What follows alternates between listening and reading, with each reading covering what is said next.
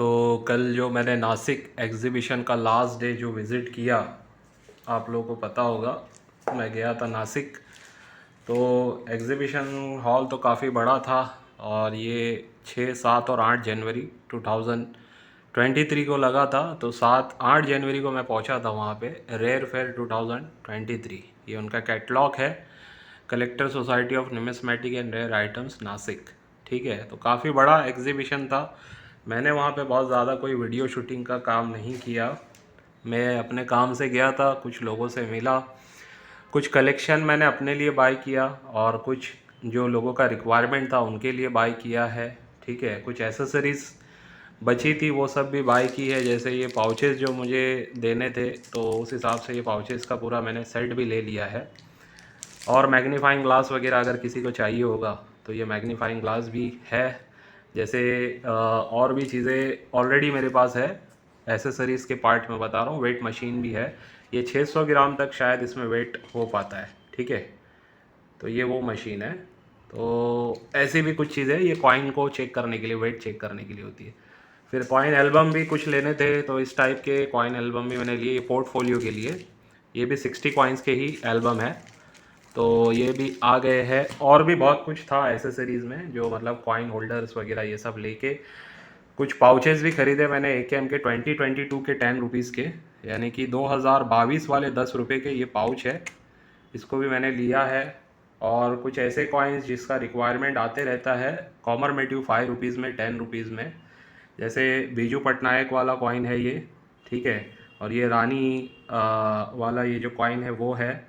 और 60 golden jubilee of 1965 जो हुआ था उसका ये है कॉइन। ऐसे ही बनारस यूनिवर्सिटी का जो है, काशी हिंदू विश्वविद्यालय, ये वाला भी जो 10 रुपीज़ का कॉइन है, ये जल्दी आसानी से आपको सर्कुलेशन में नहीं मिलेगा ये कॉइन। तो ऐसे कॉइन्स, या फिर मुझे पोर्टफोलियो में कुछ लगाने थे, वो भी कॉइन्स और मैंने ले लिए। ठीक है, ये 50 पैसे के वो कॉइन्स एकदम UNC कंडीशन में है, कलेक्टेबल आइटम है ये। ऐसे जो भी मतलब कॉइन्स थे वो भी लिए मैंने, और 10 पैसे में भी जो मुझे मिला वो लिया। और ये कुछ मैंने और भी लिए, सब्सक्राइबर से भी, डीलर से भी, इसमें मिक्स है सब। ठीक है, तो वो भी लिया है। और मेरे एक मेंबर है, सॉरी, उनका रिक्वायरमेंट था कि एक मेरे कलेक्शन के लिए 5 रुपीज़ का 4 हिरन वाला मुझे चाहिए। हालांकि उन्होंने 5 वाला बोला था, तो इसी में जानकारी देना चाहूँगा। 5 वाला जो होता है वो फेक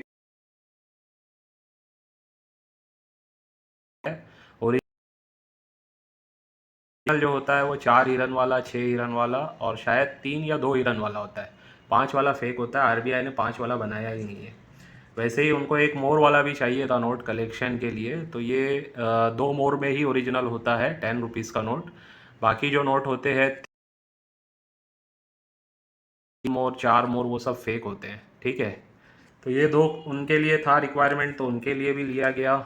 ऐसे ही 1 रुपीज़ के बंडल है, मॉन्टेक्स अहलूवालिया के 1 रुपीज़ के UNC बंडल है, यानी कि 1991 का है ये, 1991। अगर देखोगे आप, 1991 के ये बंडल है, UNC बंडल। तो ये 2 बंडल भी मैंने लिए, रिक्वायरमेंट था तो मैंने सोचा ले लिया। तो उन जिनको चाहिए होगा उनको दे दूँगा। ऐसे ही कुछ स्केयर्स कैटेगरी के भी नोट्स हैं हमारे पास ऑलरेडी 1 रुपीज़ में। तो किसी को रिक्वायरमेंट होगा, कलेक्शन करना होगा, तो इसमें से भी मैं दे सकता हूँ। ठीक है, तो ये सब जर्नी रही वहाँ से, मतलब ये मेरी बाइंग का प्रोसेस वहाँ से हुआ है। इतना सब, मतलब सारी चीज़ें, एसेसरीज़ वगैरह सब कुछ ले लिया।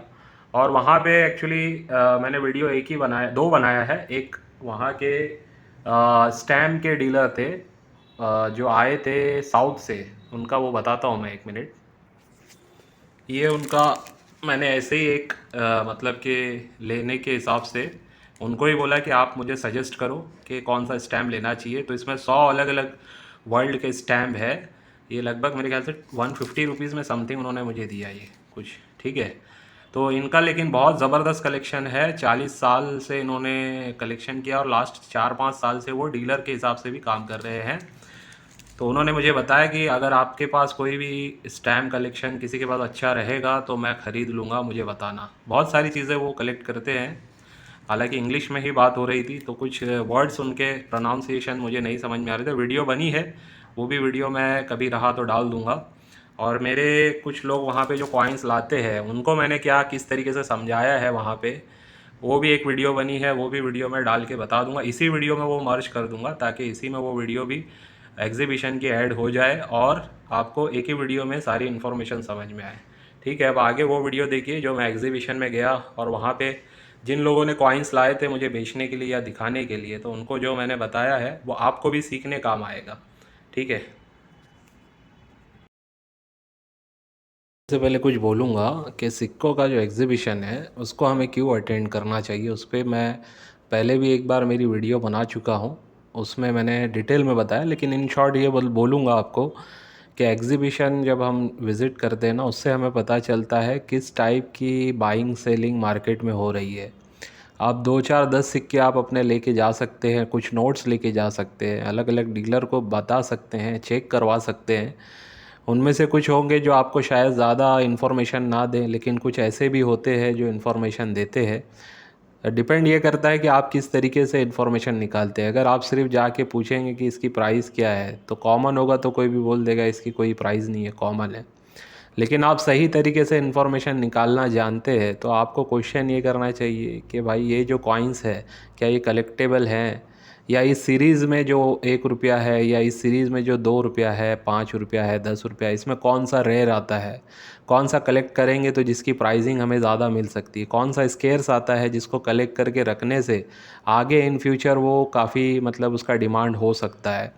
तो ये सब जब आप क्वेश्चन करेंगे, समझेंगे, अलग अलग लोगों से जानेंगे, फिर उनकी कीमत पूछेंगे, सबको आपसे पता चलेगा कि किसके पास इसकी इन्फॉर्मेशन से रिलेटेड क्या वैल्यू है ना। तो ऐसे कुछ इन्फॉर्मेशन आप जब कलेक्ट करेंगे तो आपको पता चलेगा कि एक्चुअल में मार्केट में क्या है। क्योंकि देखिए, दो दुनिया है इसमें जो चल रही है फ़िलहाल, यानी दो अलग अलग दुनिया है जो कॉइन्स की बाइंग सेलिंग में चल रही है। एक है जो ऑनलाइन की दुनिया है, जो फेसबुक और यूट्यूब के माध्यम से लोगों को मतलब बहुत ज़्यादा कोई कॉइन्स की प्राइसिंग बढ़ा चढ़ा कर बताकर बेचा जा रहा है। वो एक अलग लोग हैं, ठीक है, उनकी एक अलग दुनिया है। और उसमें कहीं ना कहीं जो ऑफ़लाइन में भी जो काम करते हैं, चाहे वो एग्जीबिशंस में कुछ डीलर्स हों, उसमें वो शामिल है। ऐसा नहीं है कि सिर्फ ऑनलाइन वाले अलग लोग हैं, इसमें डीलर्स भी शामिल है। मतलब सारे नहीं, लेकिन कुछ डीलर्स शामिल होते हैं जो ऑनलाइन से रिलेटेड भी जो काम कर रहे होते हैं, ख़ास करके कॉइन्स और जो भी फैंसी नोट्स या इस टाइप का जो रेयर आइटम होता है जो बेचने में काम करते हैं। तो उन लोगों को ये पता होता है कि भाई ऑनलाइन में तो ये सारी इन्फॉर्मेशन डाली हुई है। तो वो क्या करते हैं, वो जब इनके पास कस्टमर आता है ख़रीदने के लिए, कोई क्लाइंट आता है, तो उसको ऑनलाइन के भाव बता देते हैं कि ऑनलाइन में तो ये प्राइस में बिक रहा है। तो उसका थोड़ा बहुत नेगोशिएट करवा के अपना प्राइस बता देते हैं वो वहाँ पे। तो सामने वाले को लगता है शायद हाँ ठीक है, ये प्राइस में मुझे बाय करना चाहिए, तो वो बाय कर लेता है। लेकिन जब एक कोई ऑफलाइन डीलर से बात करेगा बंदा, तो उसे पता चलेगा कि एक्चुअल में रेट क्या है। तो उसमें कभी कभी ये भी होता है कि ऑफलाइन में किसी की ज़्यादा नहीं, किसी किसी की प्राइसिंग ज़्यादा होती है जो ऑनलाइन में नहीं होती है। ऑनलाइन में उसकी इन्फॉर्मेशन ही या तो गलत होती है या फिर उसकी प्राइसिंग कम दिखाई होती है। लेकिन कभी भी ध्यान रखना, कोई ऐप से या कोई वेबसाइट से जब कोई ऑफलाइन में, यानी कि फ़ेस टू फेस डीलिंग में, यानी आमने सामने जिसको बोलते हैं, ऑफलाइन यानी कि ऑनलाइन में नहीं, इंटरनेट पर नहीं, जब आप सामने बैठ कर के किसी से डील करते हैं, वो कीमत अगर आपको ज़्यादा मिल रही है, ऑनलाइन में कम मिल रही है, तो तब आपको ध्यान ये देना है कि वो जो सामने वाले ने डाला है डिटेलिंग, हो सकता है वो ज़्यादा लिमिटेड, ज़्यादा अमाउंट में, मतलब उसके पास स्टॉक अवेलेबल ना हो। वो सिर्फ लोगों को अट्रैक्ट करने के लिए अपने तरफ कुछ कॉइन्स को वो डाल सकता है। मान लो एक कॉइन की कीमत चल रही है 1500, तो वो डाल सकता है 1200 में। तो अब लोग ये भी सवाल उठाएंगे कि भाई ऑनलाइन तो 1200 में मिल रहा है, तो 1500 में मैं आपसे क्यों लूँ। तो ऐसा नहीं होता है। कभी कभी कुछ चीज़ों की प्राइसिंग ऑनलाइन में सिर्फ इसलिए भी कम दी जाती है, तो लोग जो है ना अट्रैक्ट करने होते हैं उनको, और वहाँ पे स्टॉक लिमिटेड रखा हुआ होता है। लोग ये नहीं पढ़ते हैं 10 पीस, 5 पीस, 2 पीस अवेलेबल, इतना ही होता है।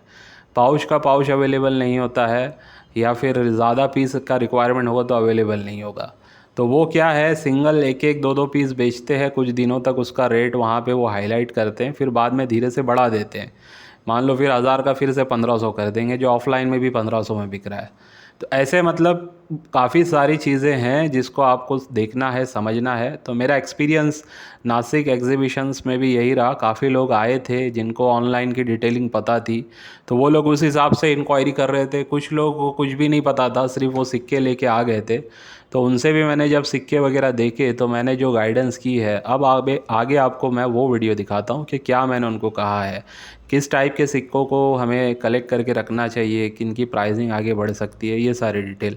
वैसे AKM से रिलेटेड भी बता दूं कि 2021 के जो भी डीलर्स से मेरी बात हुई है, किसी ने भी मुझे प्राइसिंग बताया नहीं है, और सिर्फ यही कहा है कि भाई वो माल अभी अवेलेबल नहीं रहा हम लोगों के पास।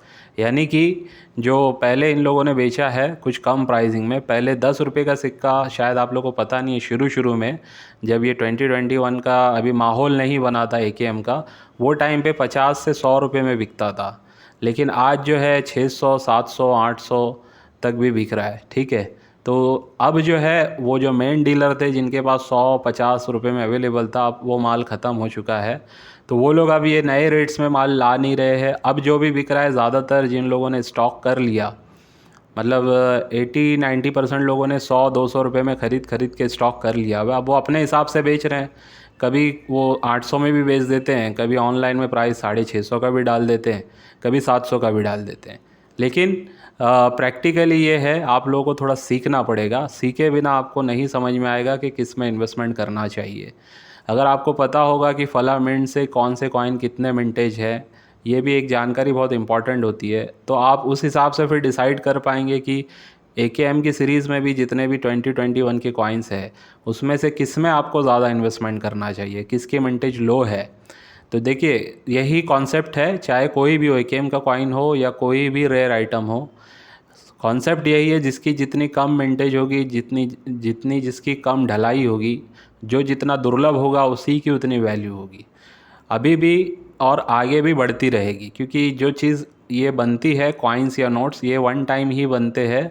यानी जो थोड़े पुराने हो जाते हैं, उसके बाद फिर वो नए उस ईयर के, उस मिंट के वापस से नहीं ढलेंगे। अब ये 2021 के AKM के जितने बनने थे बन गए, नए तो बनने वाले नहीं हैं। वैसे ही पुराने में अगर और आप चले जाते हैं, 2004 का जो 1 रुपया क्रॉस वाला है, वो जितना बनना था बन चुका है, अब वो नया नहीं बनेगा। तो वो दुर्लभ होते जा रहा है धीरे धीरे। अभी वो 1000, 1200, 1500 में बिक रहा है। वैसे ही 2 रुपीज़ का एयरफोर्स वाला फ़ाइन कंडीशन में वहाँ एग्जीबिशन में मैंने देखा है, जो मतलब बिक रहा था 1200 रुपये में, और UNC में 2-2.5 हज़ार रुपये उसकी प्राइसिंग थी। तो ऐसे करके कुछ सिक्कों की प्राइसिंग बढ़ भी चुकी है, चाहे ऑफलाइन हो या ऑनलाइन हो। तो ऐसी बहुत सारी बारीकियां होती है जो आपको देखनी समझनी पड़ती है, ठीक है। तो कभी भी बिना एक्सपर्ट्स की एडवाइस के अगर आप कोई चीज़ ख़रीदने जा रहे हैं, तो उससे भी आपको धोखा हो सकता है। और ध्यान रखिएगा, ज़रूरी नहीं है कोई चीज़ UNC में होगी तो ही उसकी वैल्यू बढ़ेगी। जब कोई चीज़ वाकई में इम्पॉर्टेंट, वैल्यूएबल होने वाली होती है, तो उसके UNC के भी प्राइस बढ़े हुए होते हैं, उसके फ़ाइन कंडीशन के भी बढ़े हुए होते हैं, एक्स्ट्रा फ़ाइन के भी बढ़े हुए होते हैं, वेरी फ़ाइन के भी बढ़े हुए होते हैं। तो उसी टाइम पे मैं इस टाइप के जो कलेक्शन, इस टाइप के जो कॉइन्स होते हैं, मैं रिकमेंड ये करता हूँ, आम चलन से अगर आपको मिल रहे हैं तो कैसी भी कंडीशन में उसको कलेक्ट कर लो, फ़ाइन में क्यों ना हो, तो आपको कुछ ना कुछ उसका पेमेंट मिलेगा। स्केयर कैटेगरी का ही कोई कॉइन हो, वो सारी चीज़ें मैं अभी देखिए वीडियो में आपको आगे दिखेगी, किस तरीके से मैंने गाइड किया है। वीडियो मेरी लंबी ज़रूर होती है, लेकिन सीखने वाली होती है, और मेरी कोशिश यही होती है कि लोगों को सिखाऊं। मैं ऐसे मतलब बार बार प्राइजिंग वाला वीडियो डाल के बहुत सारे ढेर सारे सब्सक्राइबर नहीं जमा करना चाहता, ना मेंबर्स बनाना चाहता हूँ। मैं अगर अपने उस तरीके से कमाने पे आ जाऊं कि मतलब मुझे भीड़ ही जमा करनी है, तो साल भर में मैं 1-2 लाख सब्सक्राइबर इजीली कर सकता हूं, और आराम से 10,000 मेंबर्स मैं बना सकता हूं। और हर मेंबर से अगर मुझे 500 रुपये भी बच रहा है तो बहुत सारा पैसा हो सकता है, या मैं और भी बहुत सारी चीज़ें इसमें ला सकता हूं जिससे मुझे पैसा आ सकता है। पहले तो मैंने रखा हुआ है कि मेरा यूट्यूब चैनल मोनेटाइज नहीं है, ये सबको पता है, यानी कि यूट्यूब से मुझे कमाना नहीं है।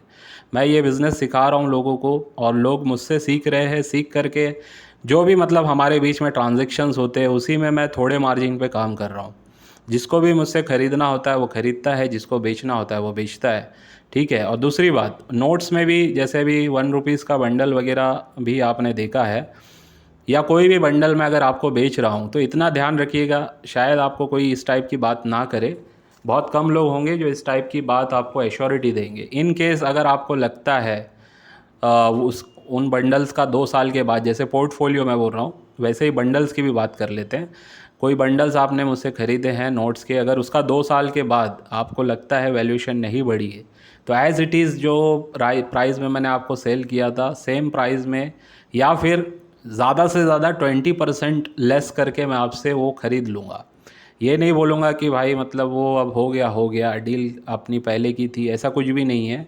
अगर आप मुझे समझ लीजिए कोई 3,000 का बंडल आपने मुझसे ख़रीदा है, 2 साल के बाद आप वापस मेरे पास लाओगे ना, तो इतना तो है कि मैं 3,000 या तो पूरे दे दूँगा आपको, या कम से कम 2500-2600 रुपये आपको रिटर्न कर दूँगा। तो ये नहीं होगा कि भाई अब मुझे आप बेच रहे हो तो आपको मुझे 2,000 में या 1,500 में देना होगा, है ना। तो वो सब मतलब ऐसे जो करते हैं लोग मार्केट में, जिनको लोगों को बस वन टाइम में काटना होता है, या 1-2-3 बार लोगों को बेच बेच के वो पैसा निकाल लेते हैं, लेकिन लॉन्ग टर्म में वो लोग सोचते नहीं हैं। तो वैसा काम मुझे नहीं करना है, और मैं चाहता हूँ कि लोग खुद से सीखें, खुद से ही बाइंग सेलिंग करें। मेरे साथ जो मेंबरशिप लेते हैं 1,200 रुपये सिर्फ मैं वन टाइम लेता हूँ। ये भी नहीं है कि हर महीना कुछ है या हर साल में कुछ है।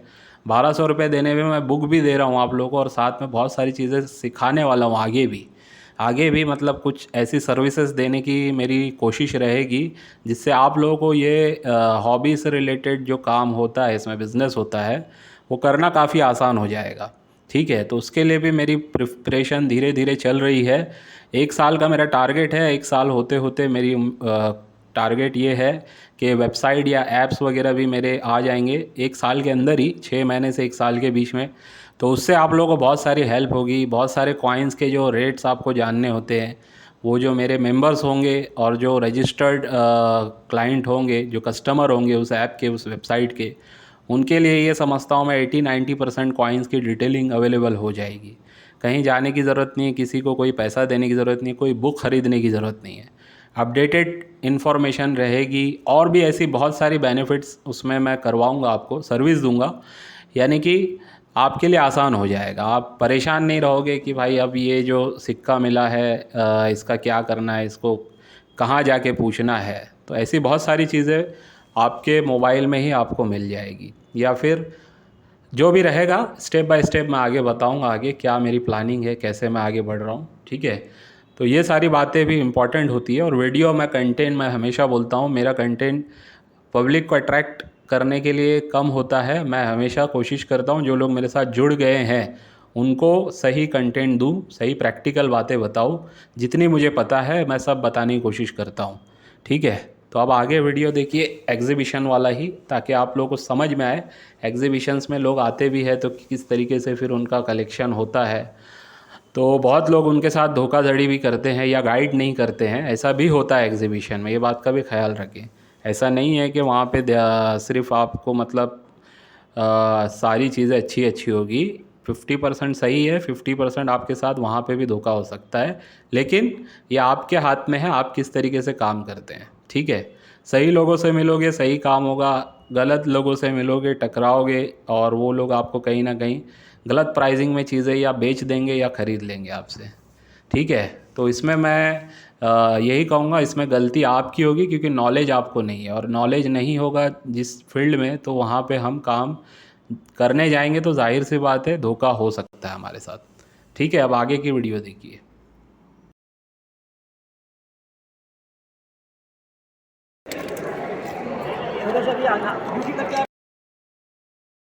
अच्छा, ये राउत जी ने सिक्के लाए हुए हैं मुझे बताने के लिए, ठीक है।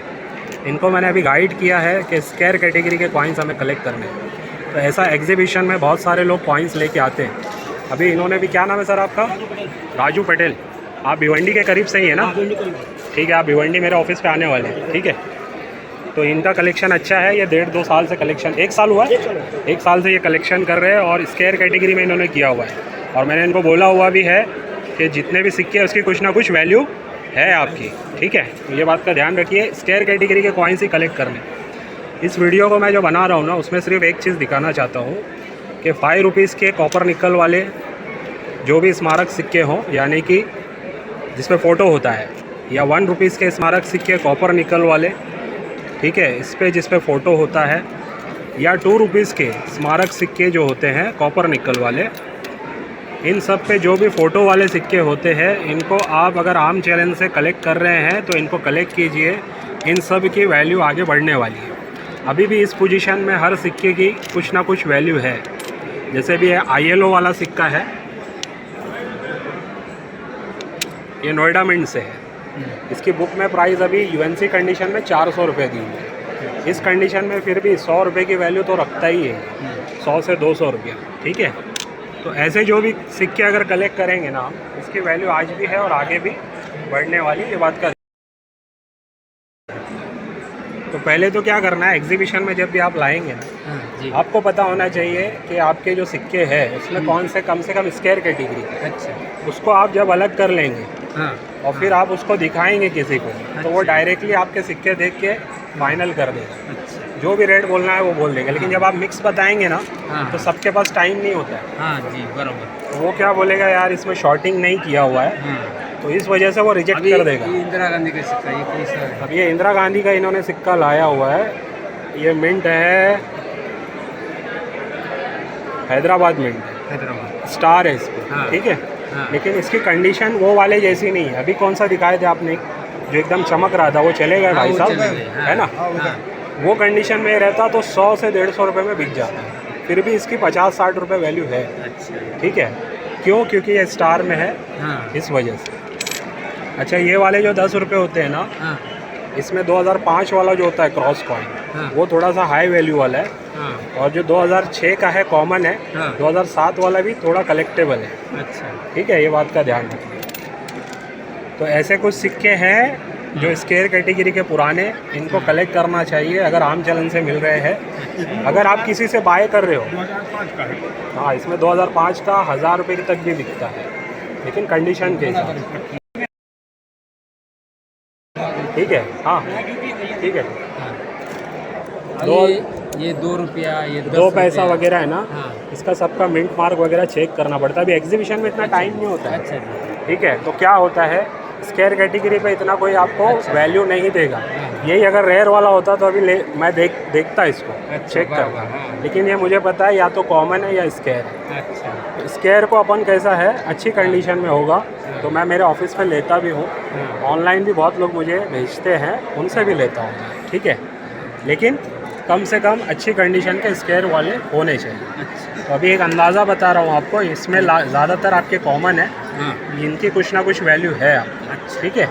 तो आइंदा कभी भी ध्यान रखिएगा, इस टाइप के अगर कुछ भी कॉइन मिलेंगे ना, उसको कलेक्ट कर लेना। अच्छा, आज नहीं कल इनकी और ज़्यादा वैल्यू बढ़ेगी, ठीक है। ये कम होते जा रहे हैं, मार्केट में जल्दी मिलेंगे नहीं अभी। और 5 रुपये के जो इस टाइप के होते हैं निकल ब्रास वाले, इसमें 64 अलग अलग कॉइन आए हैं, और 64 में से मैं समझता हूँ 60 कॉइन सारे कॉमन है, 4-5 कॉइन है जो कलेक्टेबल है, ठीक है। इसका भी ध्यान रखना है। समझ में आई बात, ठीक है।